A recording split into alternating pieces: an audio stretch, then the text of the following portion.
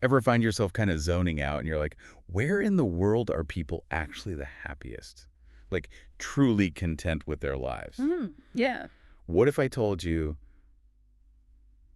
it might not be where you think? Like, maybe not those places with the fancy skyscrapers or the hustle and bustle. You know what I mean? I think I see where you're going with this. And what if, just hear me out, what if the secret to a truly good life isn't all about what you have, but more about what you give back? Welcome to the Lonely Star, folks. Today we're taking a deep dive into something kind of fascinating, what truly makes a life feel, well, good. And to get to the bottom of this, we're turning to the 2025 World Happiness Report. Ooh, the happiness report. Sounds intriguing. It is. It gives us this really cool global snapshot of well-being. They surveyed 147 countries. Wow, that's a lot of people. It is. And they're looking at a bunch of different factors. They're crunching numbers on economic indicators, social connections, even individual perceptions to really try and get a handle on what makes people happy. So it's not just like, are you happy? It's much deeper than that? Right. And some of the findings about generosity and trust were pretty mind-blowing, honestly. I can't wait to hear more about that. Today, we're going beyond just the surface numbers. We want to see if these insights can tell us anything about how to live a more fulfilling life. Love that. Okay, so let's jump right into those rankings. Everyone loves a good list, right? Yeah. Year after year, we see the same countries sort of dominating those top spots for life satisfaction. It's true. We're talking about Finland, Denmark, Iceland. The report uses data from 2022 to 2024. And guess what? Even in the 2025 data, Finland is still #1. Still reigning supreme. They're like the happiness champions. Yeah, you could say that.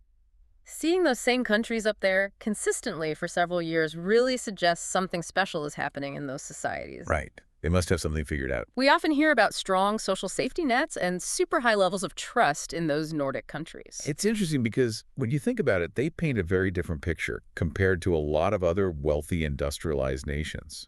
Exactly. And then, of course, even more so when you compare them to countries in Asia and Africa. It's a wide range of experiences. It is.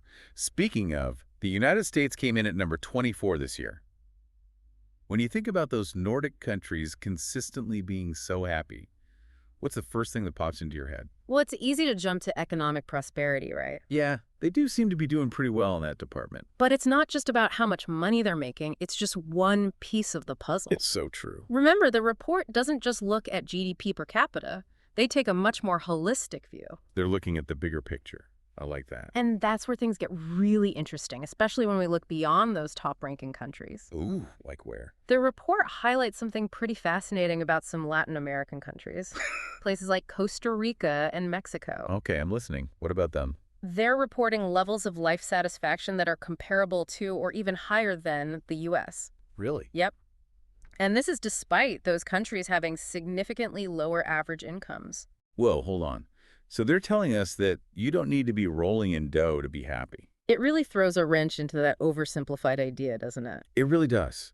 If happiness was just about money, we'd see a much bigger gap between those countries. It makes you think, what's going on in these Latin American countries? Right. Like, what are they prioritizing that maybe we're not? It could be a stronger sense of community, tighter family bonds. Yeah, those are definitely important. Maybe even their cultural views around work-life balance are different.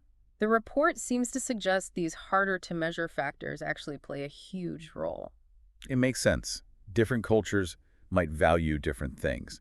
Like, what brings them joy might not be the same for everyone. Exactly. It's not a one-size-fits-all approach to happiness. Totally.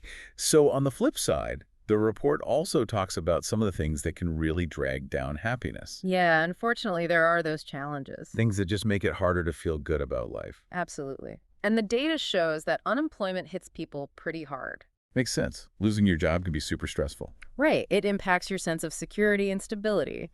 And along those same lines, worrying about mental health issues or living in an area with a lot of violent crime can take a toll on well-being. Makes total sense. Those are heavy things to deal with. Yeah, they definitely undermine that sense of safety and peace of mind. But the good news is it's not all doom and gloom.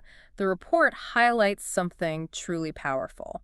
Benevolent actions. Benevolent actions. Yeah, those times when people go out of their way to help others, like donating to charity, volunteering, or even just lending a hand to a stranger. Those little acts of kindness. And the amazing thing is, they can have a huge impact on happiness. Really? Bigger than we realize. The report suggests that the boost in happiness we get from helping others can actually be even more powerful than the happiness we get from big financial wins. Wow, that's surprising. So, like, being kind is more rewarding than getting a raise. You got it. And get this. The data shows that donating to charity actually has twice the positive impact on happiness compared to volunteering or helping a stranger. That is fascinating. It's like a double dose of happiness points. Exactly. It really makes you rethink what truly brings us joy. It does. And speaking of rethinking things, there was another finding about trust that really blew my mind. It had to do with this lost wallet experiment. Oh, yeah. This one was super clever. They did this study across 40 countries. They dropped wallets with some cash and contact info inside, and then they just waited to see what happened. Like a real-life social experiment. Did people return the wallets? That's the thing, they did. But what was even more interesting was that they also surveyed people in those countries and asked them what they thought would happen.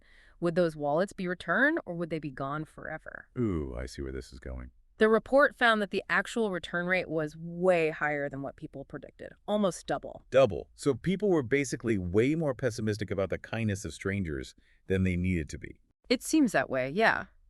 We tend to underestimate how good people can be. Makes you wonder why we're so quick to assume the worst. It's a good question. But here's what's truly mind-blowing. The report found a strong correlation between believing that a lost wallet would be returned and overall life satisfaction. Really? So thinking good thoughts about strangers makes you happier? Basically, yeah. Trusting others seems to have a huge impact on our well-being. More than I would have thought. Way more. In fact, the report says that believing your wallet would be returned had a stronger link to happiness than not being unemployed. Wow, that's saying something. And get this. It was almost 8 times more powerful for happiness than doubling your income. 8 times. That's incredible. It's almost like believing in the goodness of humanity is a secret happiness superpower. It makes you think, doesn't it? Like, what does that say about how connected we are? It really does. It's kind of mysterious, this idea that our beliefs about the world can have such a huge impact on how happy we feel. Yeah, our internal assumptions, our trust in others, even our own self-image. It all plays a part. And the report brings up a really interesting point about that. What's that? It suggests that we might be making ourselves unnecessarily unhappy with all this unwarranted pessimism. So, like, we're focusing on the bad stuff too much. It seems that way, not just about others, but about ourselves, too. The report says we often underestimate our own potential to do good in the world. So we're selling ourselves short, basically. In a way, yeah. We don't give ourselves enough credit for the positive impact we can have. So I gotta ask, after hearing all of this, what stands out to you the most? Like, does it change how you think about what makes a good life, both personally and in the bigger picture? You know, for me, it really highlights the importance of perspective. Like, if our beliefs have such a big impact on our happiness, maybe we should try to cultivate a more optimistic outlook. I like that. Choosing to see the good, even when things are tough. Exactly. And actively look for those chances to be kind and generous. It might be more rewarding than we realize. It really makes you wonder, doesn't it? Could it be that our happiness is way more connected to how we treat each other and how much we believe in each other than we realize? It's a fascinating thought, right? Like, maybe the key to a happier life isn't just about climbing the ladder and chasing success, but about lifting each other up and creating a world where we can all thrive. I love that. A world where kindness and trust are the foundations. That's a world I'd like to be a part of. Me too. Well, folks, thank you for joining us on this deep dive into the Lonely Star. It's been a pleasure exploring these ideas with you. Keep asking questions, keep digging, keep learning. And remember, sometimes the truth is stranger than fiction. Join us next time as we explore another fascinating corner of our world. Goodbye for now.